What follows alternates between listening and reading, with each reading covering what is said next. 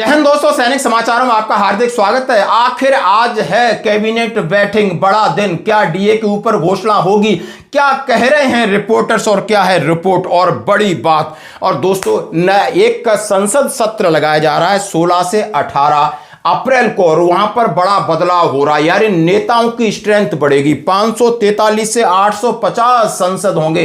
पूरे देश में इनका राज होगा, क्योंकि यहां मैन पावर की कमी है। नेता देशभक्ति में, यानी उनको मैन पावर की कमी लग रही। फौज में मैन पावर की कमी नहीं है, डिपार्टमेंट की चिंता नहीं, लेकिन अपने 543 से 850 सांसद बनाने की तैयारी हो रही है। और इसलिए विशेष सत्र 16, 17, 18 अप्रैल को हो रहा है, और इसी में हम उम्मीद करते हैं कि आज बुधवार है, कैबिनेट बैठक होगी, डीए की घोषणा कर सकती सरकार। नहीं तो फिर केंद्रीय कर्मचारी क्या करेंगे, ये अलग बात है। अब मैं बात करूंगा आखिर क्या है लड़ाई, यानी ईरान और अमेरिका की लड़ाई में भारत को क्या है फायदा और नुकसान। कर्नल जेके सिंह साहब ने वीडियो रिलीज किया है कि यानी जो शांति वार्ता पाकिस्तान में जो विफल रही है, उसमें अमेरिका को झटका लगा। ईरान कहीं ना कहीं फायदे में, अमेरिका को बड़ा नुकसान हो रहा है, और आखिर भारत को इसमें है क्या है फायदा। और मैं बात करूंगा सूबेदार जाट रेजिमेंट के 97 ईयर उनकी यूनिट ने आके किया जन्मदिन का सेलिब्रेशन। अब भ्रष्टता के मामले में, यानी 17 करोड़ रुपए किराए के मकान में रहने वाला कानपुर का सेल टैक्स कमिश्नर, घर में हर जगह पैसा, यानी किचन में पैसा, जमीन में पैसा, बेड में पैसा, गड्डियां ही गड्डियां हैं। और एक आशिक पुलिस थाना प्रभारी फंस गया आशिकी के चक्कर में। तो आइए दोस्तों खबरें करते हैं विस्तार से। सबसे पहले मैं आज बात करूंगा, आज बुधवार है, कैबिनेट की बैठक है, बड़ी उम्मीद है। और ये कैबिनेट की बैठक जिस तरह हर बुधवार को होती है, और बड़ा मुद्दा है कि 16, 17, 18 को विशेष सत्र संसद का बुलाया जा रहा है। वहां पर महिला सशक्तिकरण के लिए लगभग 1/3 सीटें संसद में या विधानसभा में उनको दी जाने के लिए प्रस्ताव पारित होगा। साथ ही हमारे सांसद हैं, जो आप देख सकते हो 543 हैं, उनको बढ़ाकर 850 किया जा रहा है, क्योंकि काम नहीं चल रहा है। देशभक्तों की भर्ती हो रही है, तालियां बजेंगी, कई चमचों को यह मौका मिलेगा। तो आइए दोस्तों सबसे पहले डीए की बात करते हैं। हाँ जी दोस्तों, महंगाई भत्ता डीए में बढ़ोतरी होने वाली है। आपकी मासिक आय कितनी है, यानी सीधा सीधा इसमें कहा गया है कि आज बुधवार है, हो सकता है कि सरकार इसकी घोषणा करे।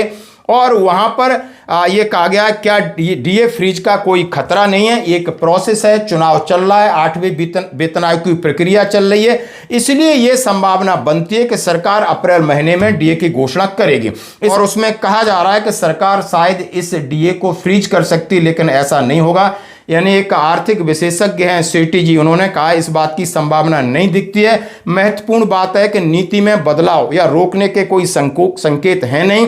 2026-27 के बजट आवंटन में पहले से ही पेंशन और व्यय का प्रावधान कर दिया गया है। महंगाई भत्ता संशोधनों की निरंतरता का समर्थन करता है, यानी बजट आपको एलोकेटेड है, चिंता करने की बात नहीं है। दूसरे शब्दों में कहें, भले ही देरी आपको असामान्य लग रही है, लेकिन बुनियादी बातें अपरिवर्तित रहेंगी। सेट्टी ने कहा कि मौजूदा देरी को संरचनात्मक बजाय, उन्होंने कहा एक प्रोसेस में देरी लग रही है। साथ ही यह भी कहा कि महंगाई भत्ते का ढांचा बरकरार रहेगा, भुगतान मुद्रास्फीति के रुझानों के अनुरूप किया जाएगा, जैसा कि उम्मीद है 60 से 61% की बढ़ोतरी हो सकती है। और ये आप देख सकते हो सीधा सीधा उन्होंने अपनी रिपोर्ट दी है। तो हमें उम्मीद है कि डीए का बजट में एलोकेशन हो चुका है, तो इसको रोकने की कोई बात नहीं, घबराने की कोई बात नहीं। अप्रैल में आपको इस बढ़ोतरी का ऐलान भी होगा, 3 महीने का एरियर भी मिलेगा। और हम उम्मीद करते हैं कि आज जैसे कि बहुत बड़ा दिन है, क्योंकि सरकार अपनी मीटिंग कर रही है, क्योंकि 16, 17, 18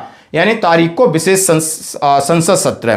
8 पे सीपीसी, 50 लाख कर्मचारी, 69 lakh pension, DA DR freeze होने पर पश्चिम एशिया का असर मानकर भयभीत हो रहे हैं। जैसा कि एक अमर उजाला कह रहा है कि घोषणा अप्रैल में हो जानी चाहिए थी, लेकिन डिले हो रहा है। पिछले बुधवार को भी कैबिनेट बैठक हुई, वहां पर भी इसकी घोषणा नहीं हुई, तो आज पूरी उम्मीद है।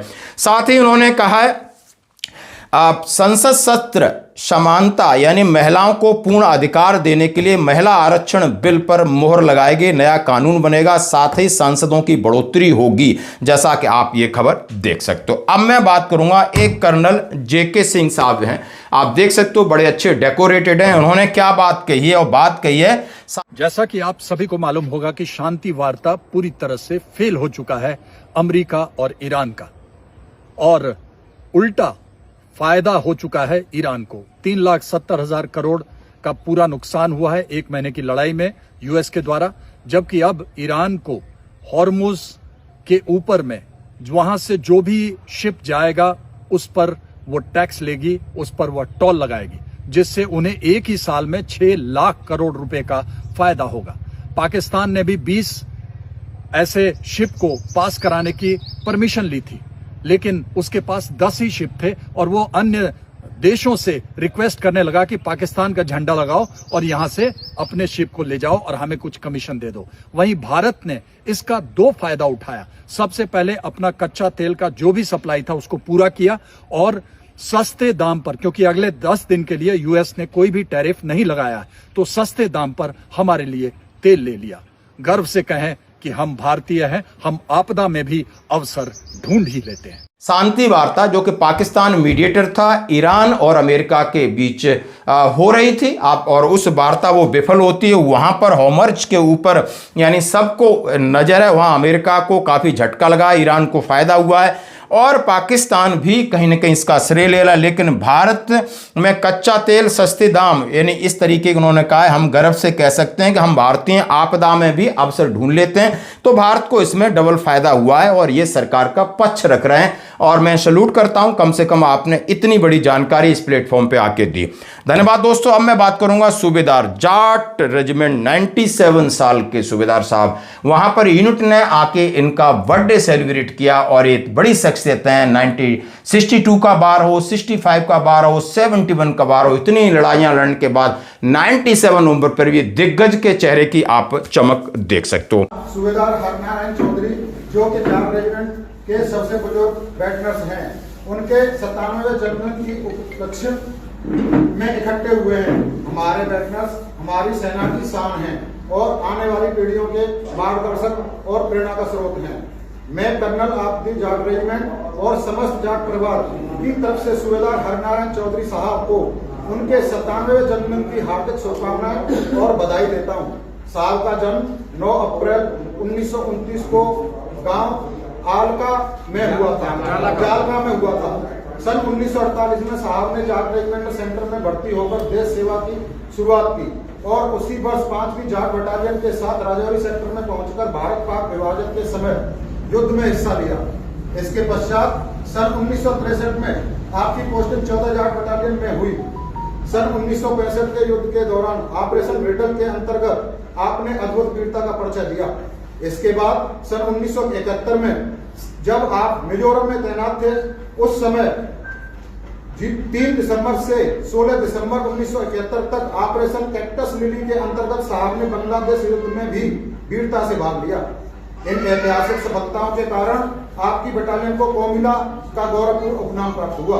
सूबेदार हरनारायण चौधरी साहब के सेवा और जज्बा आने वाली पीढ़ियों के लिए एक प्रेरणा का स्तंभ है।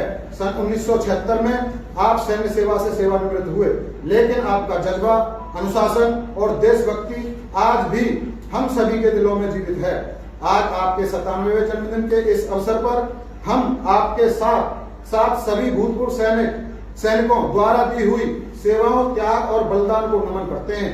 ईश्वर से प्रार्थना है कि आप सभी को दीर्घायु, उत्तम स्वास्थ्य और सुख समृद्धि प्रदान करें। आप हमारे लिए गर्व हैं, प्रेरणा हैं और सदैव रहेंगे। साहब, आपको एक बार फिर से जाट रेजिमेंट परिवार की तरफ से जन्मदिन की हार्दिक शुभकामनाएं। राम